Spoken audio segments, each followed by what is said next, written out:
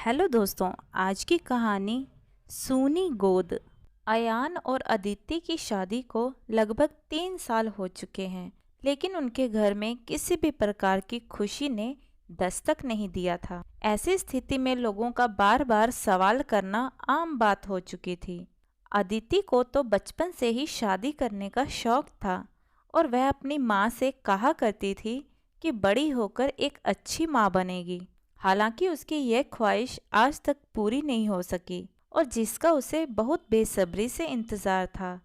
शादी के कुछ दिन तक दोनों पति पत्नी शहर से दूर रहते थे, जहां वह अपने हिसाब से अपनी जिंदगी जी रहे थे और बहुत ज़्यादा खुश थे। लेकिन अयान की नौकरी चले जाने की वजह से उसे वापस अपने होम टाउन आना पड़ा और अपने परिवार के साथ रहना पड़ा, जहाँ पर उसके माता पिता, छोटे भाई और एक बहन थी। देखते देखते समय आगे बढ़ा और अयान की बहन की शादी हो गई और अपने घर चली गई।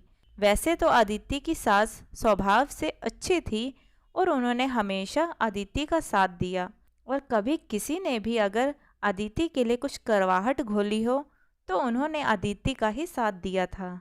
एक बार की बात है, जब पड़ोस में रहने वाली श्यामा चाची उनके घर में बैठने आई और जब अदिति उनके लिए गर्मा गर्म पकोड़े लेके आई, तब श्यामा चाची के मुंह से निकल पड़ा, अरे बहू, अब हमें इस आंगन में किलकारी की आवाज़ सुननी है। जानते हो, तुम्हारी शादी के बाद ही मनोरमा के बेटे की शादी हुई, लेकिन आज उनके घर में खुशियां दिखाई देती है क्योंकि उनके यहाँ जुड़वा बच्चों ने जन्म लिया है। इस बात के बाद अदिति के चेहरे से हंसी गायब हो जाती है और वह अपने आंसुओं को छुपाते हुए वहां से निकल जाती है। हालांकि अदिति की सास ने सारी बात संभाली और उन्होंने अदिति से कुछ भी नहीं कहा। अदिति चुपचाप अपना सारा काम निपटाती और खाली समय में वह कई सारी बातों को सोचने लगती, जिसकी वजह से कभी कभी उसकी तबीयत खराब होने लगती। जिस पर अयान ने अदिति से कहा था कि मैं तुम्हें उदास नहीं देख सकता और तुम्हें छुट्टियों में कहीं बाहर घुमाने ले जाना चाहता हूँ ताकि तुम्हारा दिमाग फ्रेश हो और तुम नए सिरे से शुरुआत कर सको। अदिति को एक ही बात का सहारा था कि चाहे कुछ भी हो जाए, उसका पति हमेशा उसका साथ देगा, क्योंकि अयान उसे बहुत अच्छे से समझता था और उसकी हर परेशानियों को दूर करने की कोशिश करता था। अदिति और अयान की शादी को लगभग 9 साल हो गए थे और अभी भी उन्हें माता पिता बनने का सुख नहीं मिला था। बहुत ही जल्द अयान के छोटे भाई नितिन की भी शादी हो गई और 1 साल बाद ही उनके यहाँ एक प्यारे से बेटे का जन्म हुआ।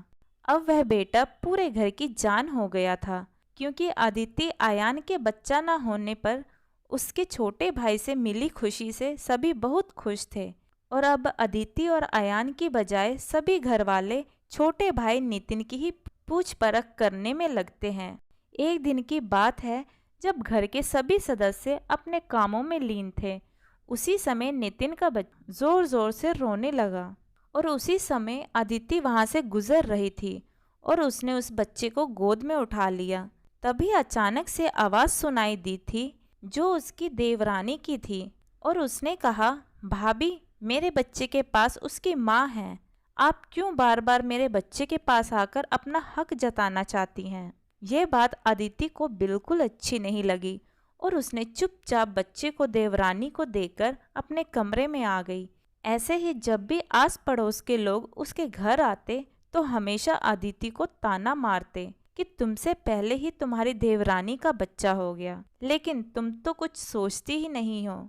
अयान इस बात को समझ चुका था कि अदिति इन सारी बातों से बहुत दुखी हो रही थी और जो सास पहले अदिति का साथ दिया करती थी, अब वह भी बच्चे के मोह में अदिति को उसके पास नहीं जाने देती थी और अब अदिति को वह ज़्यादा पसंद नहीं करती थी। जब देवर के बच्चे का पहला जन्मदिन आता है, उस समय अदिति ने भी कई सारी डिश बनाने के बारे में सोचा और उसने पूरा सहयोग भी दिया, लेकिन फिर भी सास और देवरानी उससे ना ही बात करती और ना ही उससे अपने दिल की बात बताती। अदिति को तो यकीन ही नहीं हो रहा था कि जिन लोगों के भरोसे वो इस घर में हैं, उन लोगों ने ही उनका भरोसा तोड़ दिया। अब तो अदिति की तबीयत और भी ज़्यादा खराब होने लगी, क्योंकि वह हर बात को बहुत सोचने लगी थी और इस वजह से उसका बीपी काफ़ी डाउन हो चुका था। एक दिन अदिति अचानक किचन में काम कर रही थी और उसी समय चक्कर आने की वजह से वह बेहोश हो जाती है।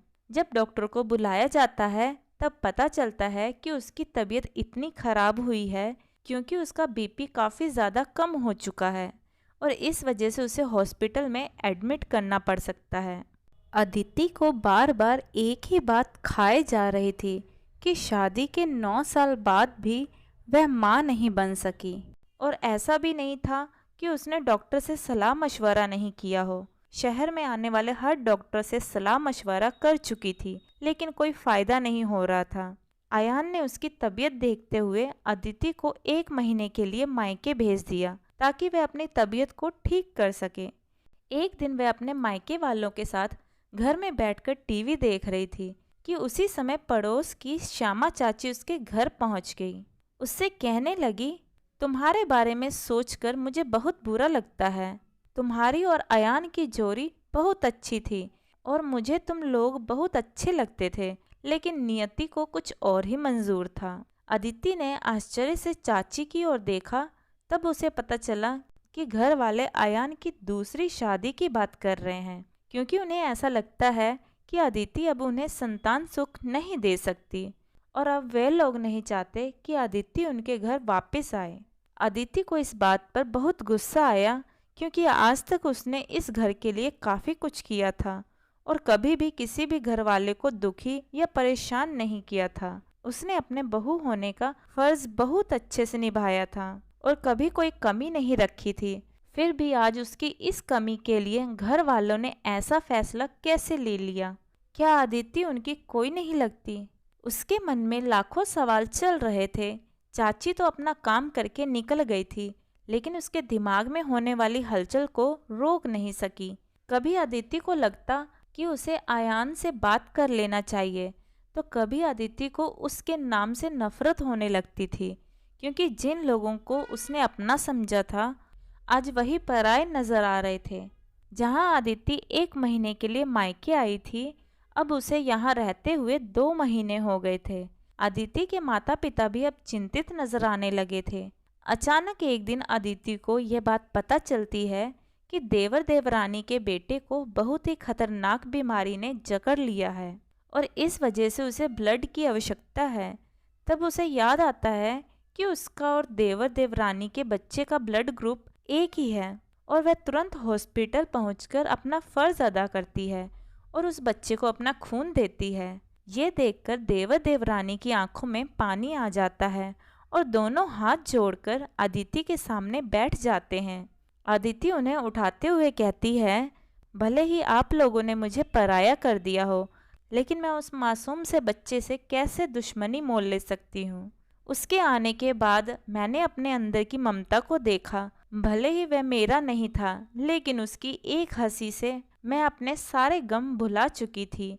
तब मुझे एहसास हुआ कि मैं एक अच्छी माँ बन सकती हूँ। अदिति के मन में अयान के लिए जो गांठ बनी हुई थी वह खुल नहीं पाई थी, क्योंकि चाची ने पूरी बात बताई ही नहीं थी। जब अदिति के पास अयान बात करने के लिए गया, तब उसे धक्का देते हुए रोने लगी और कहने लगी, तुमने मुझे पराया कर दिया। अगर तुम्हें दूसरी शादी करनी थी तो तुम मुझसे बात करते, लेकिन मुझे पड़ोसियों से पता चलता है कि तुम्हारे दिल में क्या चल रहा है। इस बात पर अयान बड़े प्यार से अदिति को कहता है कि तुम्हारे होते मैं कभी भी दूसरी शादी नहीं करूँगा और मैं तुम्हारे लिए एक सरप्राइज लेके आया हूँ। और उसी वक्त एक छोटे से बच्चे को लाकर अदिति की गोद में डाल देता है, जिसे देखकर वह रोने लगती है। अब उसे पता चलता है कि आखिर सच्चाई कुछ और ही है। अयान इतने दिनों से जो ज़रूरी काम में लगा हुआ था, क्योंकि वह एक बच्चा गोद लेकर अदिति की गोद को सूना नहीं रखना चाहता था, बल्कि उसे संतान सुख देकर हर खुशी देना चाहता था। अदिति को इस बात का अफसोस होता है कि उसने क्यों एक बार अयान से बात नहीं की और वह मन में गांठ बनाकर बैठ गई। अब सास भी अपनी गलती स्वीकार करती है और उस प्यारे से बच्चे को अपना नाम देती है। तब अयान ने बड़े ही प्यार से अदिति के कंधों पर हाथ रखकर कहा, अरे पगली, पति पत्नी का रिश्ता छोटा नहीं होता कि किसी भी पड़ोसी के कुछ भी कह देने से टूट जाएगा। मैं जानता हूँ तुम बहुत परेशान थी और तुम्हारा विश्वास भी धीरे धीरे खत्म हो रहा था। ऐसे में घर वालों का किया गया व्यवहार भी तुम्हारे लिए बिल्कुल सही नहीं था, इसलिए मैंने तुम्हें मायके भेजा था।